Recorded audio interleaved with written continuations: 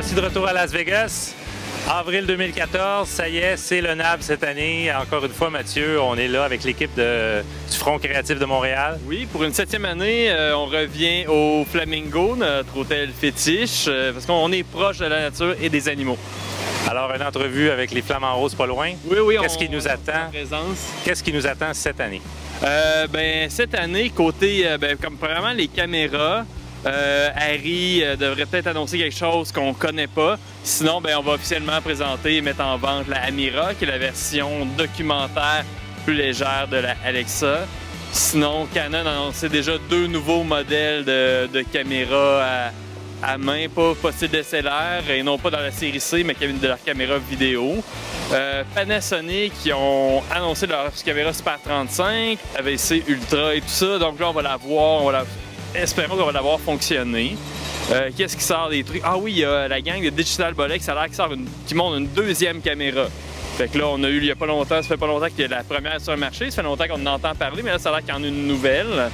Fait qu'on va voir tout ça. Avec les commentaires des premiers usagers, là, ils ont ajusté. Ben oui, mais je pense que c'est pas vraiment une caméra comme que tu tiens dans ta main comme une Bolex. Je pense que c'est vraiment quelque chose de ça a l'air d'un petit peu plus gros. Si on a juste vu une photo de la lentille montée sur un boîtier, puis par rapport à la différence de grosseur de boîtier, elle a l'air pas mal plus grosse. Un grade au-dessus de ce qu'ils nous avaient déjà présenté. Ouais, mais c'est dur à juger avec l'image qu'on a vue là. Et j'imagine que tu as quelques nouvelles que tu as eues en pré-NAB du côté logiciel. Ouais, on a. En fait, on vient de finir une semaine de convention Avid. Fait que là, qui était à Las Vegas ici, fait qu'ils sont juste avant le NAB, ils avaient pris ça. Puis ils ont annoncé une réorganisation de leur logiciel. Donc maintenant, Media Composer, toutes les séries deviennent juste Media Composer, il n'y a plus de chiffre après. Maintenant, tout ce qui est Sphere Interplay devient Media Composer Cloud. Donc, ils ont regroupé tous les systèmes de partage aussi. Là, ils ont officialisé que Symfony, c'est vraiment un plugin si tu le veux. C'est un plugin. Puis ils ont fait la même chose avec tous les produits Pro Tools aussi. Est-ce qu'ils adoptent un peu le même principe qu'Adobe avait fait l'année dernière avec le CS en ligne?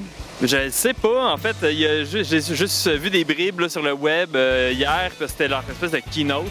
Ils en ont parlé, mais j'en ai pas vu plus. On va aller voir ça demain. On va voir si ça fonctionne par abonnement plutôt que par achat. C'est ça qu'on va voir, mais ça arrête l'allure comme en enlevant le chiffre après Media Composer. Si on s'abonne, on a toujours le Media Composer un peu comme Adobe Creative Cloud. Donc, Adobe Creative Cloud aussi a été mise à jour. En fait, on a annoncé les nouveautés au niveau de l'intégration entre After Effects et Premiere. Maintenant, ça va marcher un peu aussi comme Motion et Final Cut. Donc, on va pouvoir faire un projet d'animation dans After Effects, l'amener dans Premiere et changer des paramètres à même Premiere, surtout des paramètres de texte pour l'instant.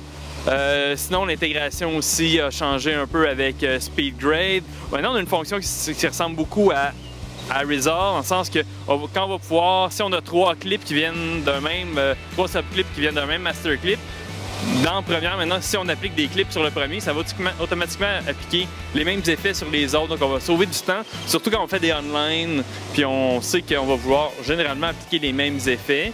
Fait qu'il y a des trucs comme ça, mais ils ont fait des améliorations encore un peu dans tous les logiciels. Fait qu'on va passer à travers. On va aller les voir eux autres ici.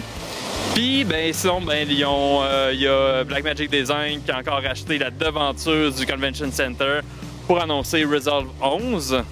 Qui vendent maintenant vraiment comme un logiciel de montage online editor. Puis de ce qu'on voit, c'est qu'on va pouvoir upgrader à Resolve 11 le logiciel de montage pour 0 $. En fait, pour 0. C'est sûrement pour 0 $. Donc, peut-être que DaVinci Resolve deviendrait complètement gratuit. Donc, il n'y aurait plus de version light et non light. Ça serait juste gratuit. Fait qu'on va voir si c'est vraiment ça. On ne confirme rien avant qu'on ait vraiment eu la conférence de presse lundi matin. Donc, vu que Mathieu connaît très bien le Resolve, on va avoir un excellent topo là-dessus, très précis.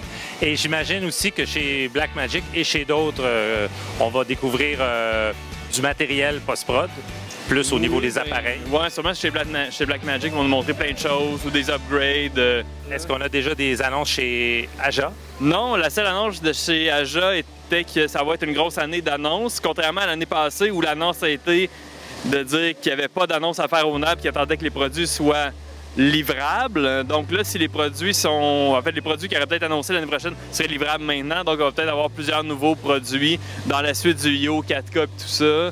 Puis chez Aja, ils ont beaucoup de matériel à updater à 4K, disons à 6G, connecteur 6G. Donc on va voir ça, comment ça se passe.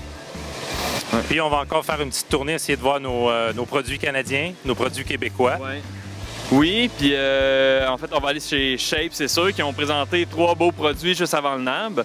Donc, ils ont présenté la série Shadows, donc 2 rigs stabilisés, une pour GoPro et une pour caméra, en fait, à l'épaule. Et aussi un nouveau Follow Focus, le Pro, Follow Focus Pro. Donc, on va aller voir ça. Alors, Final Cut est peut-être mort, mais le front créatif est très vivant, fait qu'on vous invite à suivre tous nos reportages cette semaine sur notre chaîne YouTube.